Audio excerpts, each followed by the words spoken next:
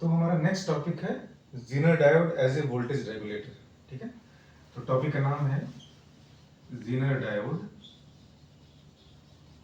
As a voltage regulator. इसको voltage regulator भी बोलते हैं, उसको शंट रेगुलेटर भी बोलते हैं।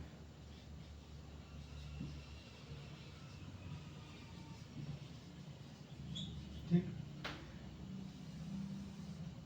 इसका सेंस ये है कि जीनर डायोड का यूज करके हम लोग वोल्टेज को रेगुलेट करते हैं या वोल्टेज को हम नियंत्रण करते हैं, कांस्टेंट वोल्टेज ऑब्टेन करते हैं। ठीक है, तो अगर लोड पर हमें कांस्टेंट वोल्टेज चाहिए होगा, एक कंट्रोल्ड वोल्टेज चाहिए होगा, तो हम जीनर डायोड का यूज कर सकते हैं। ठीक है, हमें पता है कि एक जीनर डायोड एक heavily doped PN junction diode होता है जो कि रिवर्स बायस में एक कांस्टेंट वोल्टेज देता है, और अपने ब्रेकडाउन में कहा जाता है, जब जीनर डायोड का ब्रेकडाउन होता है तो कहा जाता है कि वो ऑन स्टेट में है। ठीक है, इसकी कैरेक्टरिस्टिक्स एक बार रिकॉल कर लेते हैं कि जीनर डायोड की जो कैरेक्टरिस्टिक्स होती है कुछ इस तरह से होती है। फॉरवर्ड बायस में एक नॉर्मल पीएन जंक्शन डायोड की तरह बिहेव करता है, तो उसकी वीआई कैरेक्टरिस्टिक्स बिल्कुल वैसे ही जाती है जैसे नॉर्मल पीएन जंक्शन डायोड की है। लेकिन रिवर्स बायस में क्या होता है कि एक पर्टिकुलर वोल्टेज तक, जिसको जीनर वोल्टेज कहते हैं, वहां तक एक constant current, constant very small current मिलती है रिवर्स बायस में, रिवर्स डायरेक्शन में, जिसको सैचुरेशन करंट कहते हैं। और इसके बाद जब ब्रेकडाउन होता है तो ये ऑलमोस्ट वाई एक्सिस के पैरेलल ये लाइन जाती है, या हम ये कहें कि वोल्टेज में कोई फ्लक्चुएशन नहीं होता है, फ्लक्चुएशन टर्म यूज नहीं करेंगे, वोल्टेज में कोई वेरिएशन नहीं होता है, कांस्टेंट वोल्टेज होता है, लेकिन करंट की वैल्यू इंक्रीज हो सकती है। जब हम रिवर्स बायस वोल्टेज को कम कर देंगे तो ऑटोमेटिकली ब्रेकडाउन से वापस वो अपने नॉर्मल स्टेट में आ जाएगा। तो इसका सेंस ये निकला कि जीनर डायोड में जो ब्रेकडाउन होता है वो रिवर्सिबल होता है। ठीक है, इसका मतलब क्या हुआ कि हम रिवर्स बायस में अगर ब्रेकडाउन कराते हैं तो वो ब्रेकडाउन हो जाएगा, heavy current, heavy reverse current मिलेगी, लेकिन अगर हम रिवर्स वोल्टेज को कम भी कर दें तो वो वापस से अपने नॉर्मल स्टेट में आ जाएगा। ठीक है, तो ये जो कांस्टेंट वोल्टेज मिल रहा है, इसी कांस्टेंट वोल्टेज के बेसिस पर जीनर डायोड का एक बहुत अच्छा एप्लीकेशन है जिसको वोल्टेज रेगुलेटर या शंट रेगुलेटर कहते हैं। ठीक है, तो हम इसको देखते हैं क्या है और ये सर्किट कैसे वर्क करती है, लेट अस सी।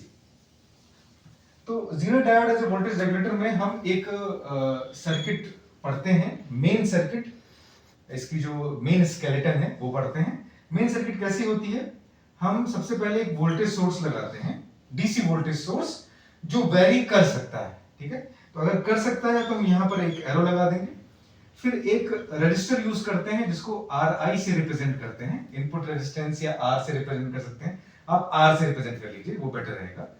फिर यहां पर हम एक जीनर डायोड रिवर्स बायस में अप्लाई करते हैं। आप देख सकते हैं कि ये जीनर डायोड इस वोल्टेज सोर्स के रिस्पेक्ट में रिवर्स बायस है। क्यों?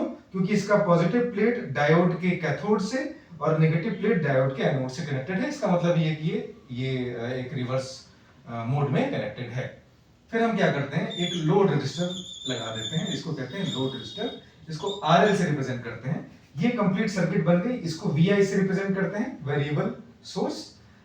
वेरिएबल सोर्स बेसिकली हम इसको अभी समझेंगे कि ये वेरिएबल क्यों है और इसके वेरी करने से क्या क्या इफेक्ट पड़ते हैं।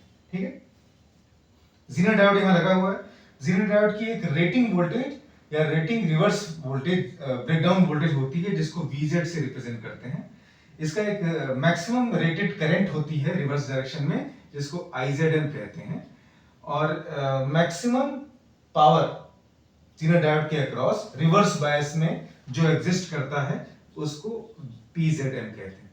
अब ऑब्वियसली P बराबर V इंटू आई, तो हम ये कह सकते हैं कि यहां पर पावर, वोल्टेज और करंट के बीच में यही रिलेशन होता है। कोई दो पैरामीटर दिया हो तो हम तीसरा पैरामीटर आसानी से निकाल सकते हैं। ठीक है, VZ क्या है, ये जीनर वोल्टेज है या ब्रेकडाउन वोल्टेज है जीनर डायोड का। IZM क्या है, maximum Zener current flowing through it, और PZM क्या है, it is the maximum power across the Zener diode.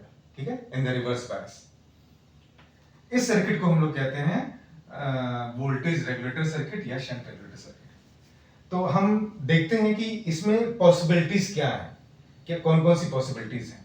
Possibility का सेंस ये है कि ये सर्किट, इस सर्किट में कौन कौन से जो एलिमेंट लगे हैं वो वेरिइंग नेचर के हैं और कौन से फिक्स नेचर के हैं, किसके वेरी करने से हमें कुछ ऑब्टेन हो रहा है।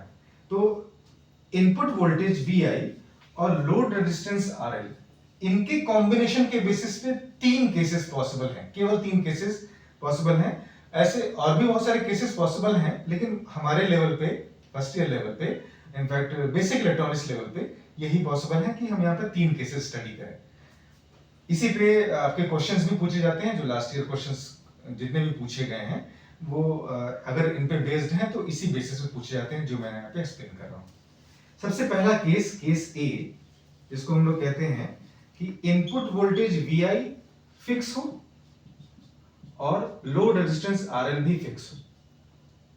ठीक है, दोनों फिक्स हो, मतलब ये भी वेरी ना करे, एक कांस्टेंट वोल्टेज हो, और ये भी वेरी ना करे, एक कांस्टेंट लोड रेजिस्टेंस हो। सेकंड केस पॉसिबल है केस B, जिसमें इनपुट वेरी करे और लोड फिक्स हो। ठीक है, थर्ड केस ऑब्वियसली जब इनपुट फिक्स हो जाए, VI फिक्स हो जाए और RL वेरी करे। तो ये 3 केसेस पॉसिबल हैं। ठीक है, अब इन 3 केसेस में एक एक केस को स्टडी करते हैं और मैं कोशिश करूंगा कि इसमें आपको कम से कम दिमाग लगाना हो, कम से कम एफर्ट से मैक्सिमम क्वेश्चंस आपसे कर सके, सॉल्व कर सके। ठीक है, तो हम पहला वाला केस स्टडी करते हैं जब इनपुट वोल्टेज फिक्स हो और लोड रेजिस्टेंस भी फिक्स। ठीक है, तो बाकी ये दो मिटा देते हैं। ठीक है, और इनफैक्ट इसको अभी मिटा देते हैं ताकि हमारे पास जगह बनी रहे। और चूंकि इसको फिक्स रखना पहला केस है तो मैं केस नंबर 1 यही डाल देते हैं। This is our case number 1, case A या case 1, where input VI is fixed and load RL is also fixed. Both VI and RL are fixed. Is it okay? ठीक है, तो हाँ, तो यहां पे एक काम करते हैं, ये जो एरो हमने वेरिएबल का बनाया है इसको हटा देते हैं, इसको हटा दिए। ठीक है, तो इसमें आप देख सकते हैं कि this is also fix, this is also fix. इस केस में सबसे पहला स्टेप हमें क्या करना होता है, क्वेश्चन क्या पूछा जाता है, करना क्या होता है।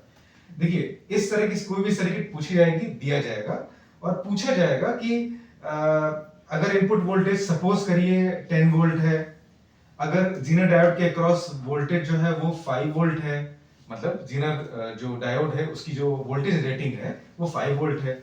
लोड रेजिस्टेंस सपोज करिए कि 1 किलो ओम है। पूछेगा कि लोड रेजिस्टेंस, सॉरी ये सीरीज रेजिस्टेंस है, लोड रेजिस्टेंस की वैल्यू बताइए जिसके लिए जीनर डायोड जस्ट ऑन हो जाएगा या ये रेगुलेट करने लगेगा। ठीक है, तो या फिर ऐसे पूछेगा कि लोड रेजिस्टेंस भी आपको दे दिया, मान लो 2 किलो ओम। अब पूछेगा कि बताइए ये सर्किट रेगुलेट कर रही है या नहीं कर रही है, मतलब ये प्रॉपर वोल्टेज रेगुलेटर है या नहीं। ठीक है, ऐसे क्वेश्चंस पूछे जाते हैं। तो इसको करने के लिए पहले हम विदाउट वैल्यू, विदाउट डेटा के से इसको समझ लेते हैं, फिर डेटा देंगे तो ऑटोमेटिकली आप लोग कर लेंगे इसको। तो इस ऐसे केस में करते क्या, हमारा स्टेप क्या होता है। स्टेप ये होता है, सबसे पहले जीनर डायोड को यहां से थोड़ी देर के लिए मान लो कि हट गया है। अगर हट गया है तो सर्किट कैसे बनेगी, एक सिंपल रजिस्टर, एक ओपन सर्किट, क्योंकि जीनर डायोड को हमने मान लिया, सपोज किया कि ये यहाँ पे नहीं है, और ये आपका लोड रजिस्टर RL, और ये है R, ये है V। ठीक है, प्लस माइनस ये मान लिया, यहाँ का वोल्टेज है V डैश, सब ये भी मान लिया, सपोज करिए। अगर हम V डैश को कैलकुलेट करें तो V डैश को डायरेक्टली कैलकुलेट कर सकते हैं, V dash is equal to RL upon R plus RL into VI।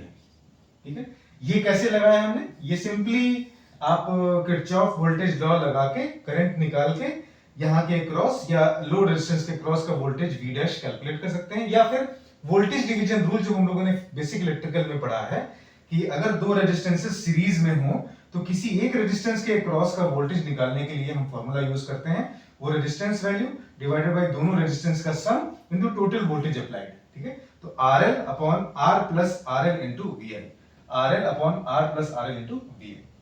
तो यहां से सबसे पहले V डैश कैलकुलेट करेंगे। कैलकुलेट करने के बाद दो केसेस बनेंगे, ठीक है। एक केस जब जीनर वोल्टेज V डैश से ज्यादा है और एक जीनर वोल्टेज जो V डैश से कम। अगर जीनर वोल्टेज V डैश से ज्यादा है, V डैश क्या है यहां पे जो आपने कैलकुलेट किया है, अगर जीनर वोल्टेज V डैश से ज्यादा है, आप इसको थोड़ा सा चेंज करिए, इसको थोड़ा सा V डैश के रिस्पेक्ट में लिखते हैं, चीजें यही हैं, बस हम लिखेंगे V dash less than VZ, V dash greater than VZ, ठीक है। इसको मैं थोड़ा सा चेंज कर रहा हूं, लिखने का तरीका बस कि जो हम कैलकुलेट कर रहे हैं उसको कंपेयर करें, ठीक है। तो V dash greater than VZ और V dash less than VZ, दो केसेस पॉसिबल है, यहां पे ग्रेटर देन इक्वल टू लगा लीजिए, ठीक। तो अगर V डैश की वैल्यू कैलकुलेट करने पे यहां से फॉर्मूले से निकाला आपने और वो वैल्यू जीनर वोल्टेज के बराबर या उससे ज्यादा है, तो हम कहेंगे कि ये रेगुलेटर रेगुलेट कर रहा है, या हम ये कहेंगे ये ऑन स्टेट में है। तो हम कहेंगे इट विल रेगुलेट और it will be on. Is it okay? And in the next case जब V डैश की वैल्यू इस गिवन VZ से कम आएगी, तो हम तुरंत कहेंगे कि इट डज नॉट रेगुलेट, या हम कहेंगे देयर इज नो रेगुलेशन, और डायोड ऑफ स्टेट में रहेगा। तो हम यहां कहेंगे नो रेगुलेशन, या ये कहेंगे कि ये ऑफ स्टेट में है और इट इज ऑफ, ठीक। तो इस तरह से हम समझिए कि ये जो सर्किट है ये कब ऑन हो रही है, कब ऑफ हो रही है, या ये कब रेगुलेट कर रही है, कब रेगुलेट नहीं कर रही, ठीक है।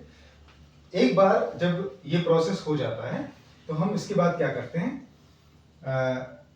अब हमको क्या करना है, हमें निकालना है कि इस केस में या फर्स्ट केस में क्या पॉसिबिलिटी आ रही है और सेकंड केस में क्या पॉसिबिलिटी आ रही है, क्या करें।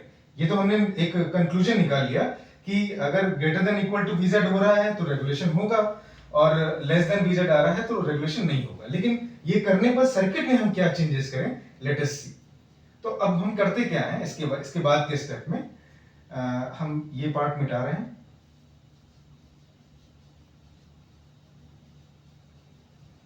ठीक है।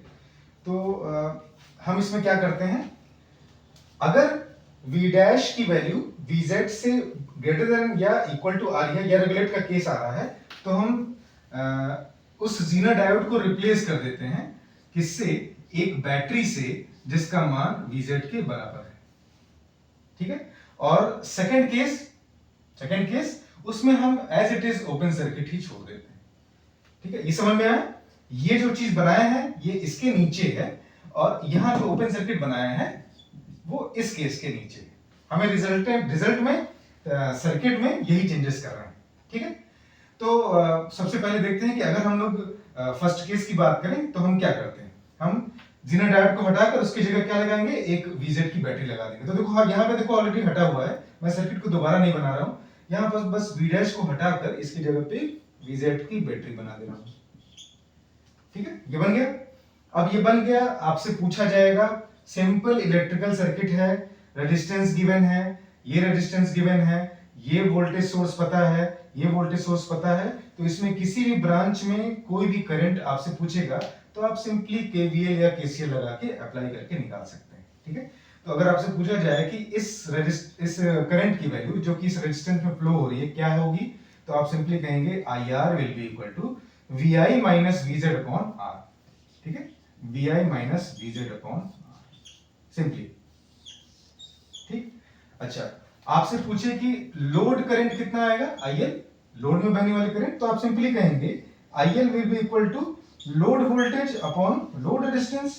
अच्छा, लोड वोल्टेज कितना होगा, जो उसके पैरेलल जो ब्रांच है वहां का वोल्टेज, क्योंकि पैरेलल में वोल्टेज बराबर होते हैं, तो जो वोल्टेज लोड का होगा वही वोल्टेज उसके पैरेलल जो ब्रांच है वहां का होगा। तो यहाँ पैरेलल ब्रांच में वोल्टेज कितना है, VZ, तो हम लोग सिंपली कह सकते हैं VZ अपॉन RL, ठीक है। तो यहां से लोड करंट निकाल लिया हमने। और अगर आपसे पूछा जाए कि बताइए जीनर करंट कितनी आएगी, तो प्लीज गौर करिएगा, अभी जो इससे पहले यहां सर्किट बनी थी उसमें मैंने IZM लिखा था, VZ लिखा था और PZM लिखा था। वो IZM जीनर में बहने वाली मैक्सिमम करंट है, लेकिन ये IZ क्या है, ये मैक्सिमम करंट नहीं है, ये मैक्सिमम करंट से कम करंट है। कुछ भी करंट हो सकती है, कोई भी वैल्यू हो सकती है, but it will be less than IZM। ठीक है, तो IZ निकालने के लिए हम क्या करेंगे, तो IZ विल बी सिंपली, अगर यहाँ पे KCL अप्लाई करें तो हम कहेंगे कि IR में से IL अगर यहाँ इस ब्रांच में चलेगी तो बची कुछ करंट यहाँ आएगी, तो IZ की वैल्यू कितनी हो जाएगी, IR माइनस IL हो जाएगा, IR माइनस IL। ठीक है, तो इस तरह से हम तीनों ब्रांच की करंट निकाल सकते हैं। और अगर हमें कहीं भी वोल्टेज पूछेगा कि यहाँ का वोल्टेज कितना आएगा, यहाँ का वोल्टेज कितना आएगा, तो हम लोग सिंपल बेसिक इलेक्ट्रिकल रूल से हम लोग वोल्टेज कैलकुलेट कर सकते हैं। ठीक है, तो अब हम ये केस देख लिया। ये केस कौन सा था, जब रेगुलेशन का केस है, रेगुलेट कर रहा है। और अगर रेगुलेट नहीं कर रहा है तो मैंने कहा कि जैसे ओपन सर्किट किया हुआ था वैसे ही सर्किट छोड़ दो, और उसके बाद सारे ब्रांचेस में जिसमें जिसमें करंट पूछ रहा है, जिसमें जिसमें वोल्टेज पूछ रहा है, हम निकाल सकते हैं। तो अगर हम इस केस के लिए सर्किट बनाए तो हमें कुछ भी नया नहीं करना है। हम क्या करेंगे, हम सिंपली वोल्टेज सोर्स बना देंगे जो गिवन है, सर्किट को रीड्रॉ कर रहे हैं, रेजिस्टेंस बना देंगे, बस यहाँ ओपन सर्किट बनाएंगे, क्योंकि अभी हमने आपको बताया था कि इस केस में हमें जीनर को ओपन करना है। तो और यहाँ पे हम लोगों ने रेजिस्टर, लोड रेजिस्टर RL बना दिया, R है, VI है। अब ऑब्वियसली ये करंट कितनी हो जाएगी, ये करंट वही करंट हो जाएगी जो इस ब्रांच में है, क्योंकि ये पूरा सीरीज में है दोनों। तो हम लोग सिंपली कहेंगे कि IR will be equal to IZ and it will be equal to VI divided by R plus RL। ठीक है, एक वोल्टेज सोर्स है, दो रेजिस्टेंस सीरीज में है, तो इसमें बहने वाली टोटल करंट कितनी हो जाएगी, वही करंट होगी जो IR होगी, वही करंट होगी जो IL होगी। I am sorry, this will be IL, this will be IL, I am sorry, this will be IL। IZ की वैल्यू कितनी हो जाएगी, ऑटोमेटिकली IZ कितनी हो जाएगी इसमें, और ये ओपन सर्किट है तो IZ की वैल्यू क्या हो जाएगी, 0। तो इससे हम लोग कंक्लूड ये कर सकते हैं कि इस सर्किट में, जो कि सेकंड केस का सर्किट है, इसमें टोटल करंट IR जो सीरीज रेजिस्टेंस वाली करंट है और जो लोड वाली करंट है, ये दोनों इक्वल हो जाएगी, और इसकी वैल्यू हो जाएगी VI upon R plus RL, और जीनर करंट की वैल्यू क्या आ जाएगी, 0। ठीक है, तो इस तरह से हमारा पहला केस A कंप्लीट होता है। केस B और केस C हम लोग नेक्स्ट वीडियो में देखते हैं। ठीक है, तो इस चीज को आप लोग रिवाइज कर लीजिए, इसको नोट कर लीजिए, और जस्ट इसके बाद की वीडियो में हम लोग केस B और केस C स्टडी करेंगे। Okay, thank you.